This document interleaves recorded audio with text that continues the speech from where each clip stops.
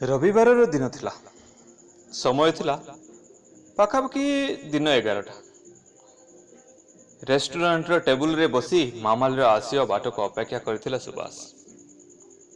मामाली जहाको से केबे देखि नथिला, केवल फोन रे कथा हेतिला। प्राय गोटे मास पूर्वरु ता पाखो गोटे मिस कॉल आस्तिला। सुभाष से नंबर को कॉल कला आउ अपरपट से आसुतिला गोटे झीर कंठस्वर। झीटीर कंठस्वर एते मधुर होइतिबो सुभाष केबे कल्पना करथिला। झीटी कहउथिला कि से तार सांग पाखकू कॉल करथिला,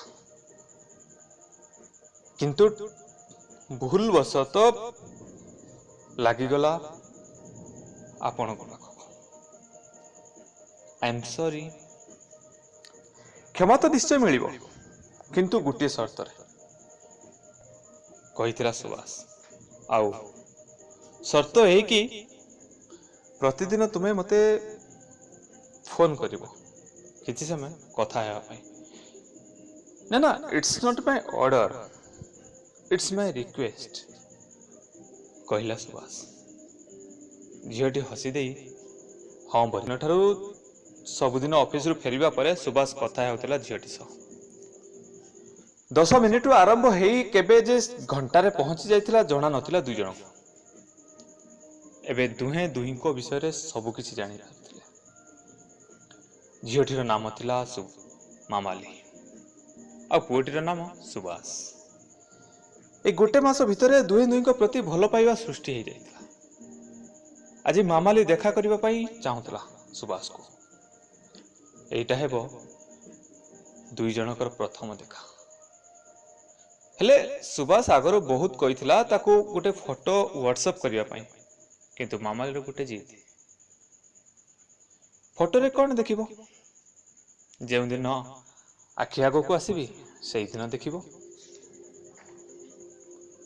घड़ी को देखुथिला सुभाष। निर्धारित समय रु घंटे ऊपर को हे जाइथिला। रागरे टेबुल छाड़ी बाहर को आसिला। हठात तार मोबाइल रिंग हैला। टिंग टिंग। यह थिला मामाली रो मेसेज। आ लेखा थिला, मु जाने तुमे मते बहुत गाली करथुओ, कारण मु देखा करिवा कही मध्य आसी पारिलेनी, किंतु कोन करिवे, मो बापा मो बाहागर ठीक कर दैछन्ते। केबेठू जानी नहीं, हेले आजी मु जानिबा को पाइली जेतेबेले बापा मोर मतामत पचारिले। मु बापा को केमिति मना करि थांती कहिला? तुमको देखिनी, भलो भावे जानिनी, किंतु ए गोटे मास तुम सह कथा हेबा भितरे एतिकी जानिछि, तमे बहुत सुंदर हेतिबो आउ भलो मनिषटे मते हेतिबो। सेइति पई न देखी तुम्हें मते भलो पाई बसिलो।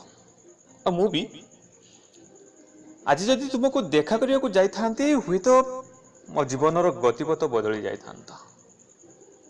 हेले मु मो बापा को धोखा देबा पई चाहेनी। हमर ए प्रेम कहानी आरंभ हेबा पूर्वरु एठी शेष हो जाऊ।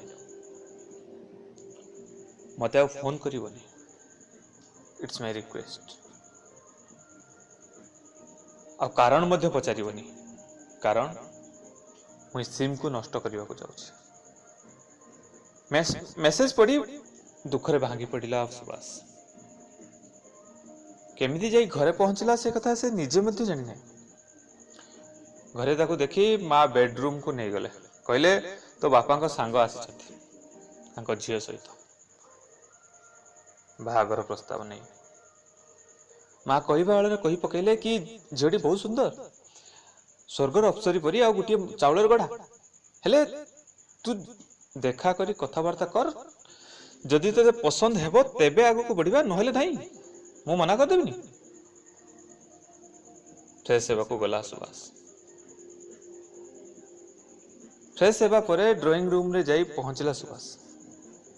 बापा तांको सांग आउ तांको झियोंको सह परिचय कराइले आ कहले तुम्हें दुई जन टिके कथा हेउथाओ आमे दुई सांग आसुचु बाहिरु। समस्ते बाहर को चलीगला परे झीटी को भल भाव देखला सुभाष। सतरे माँ सत कहते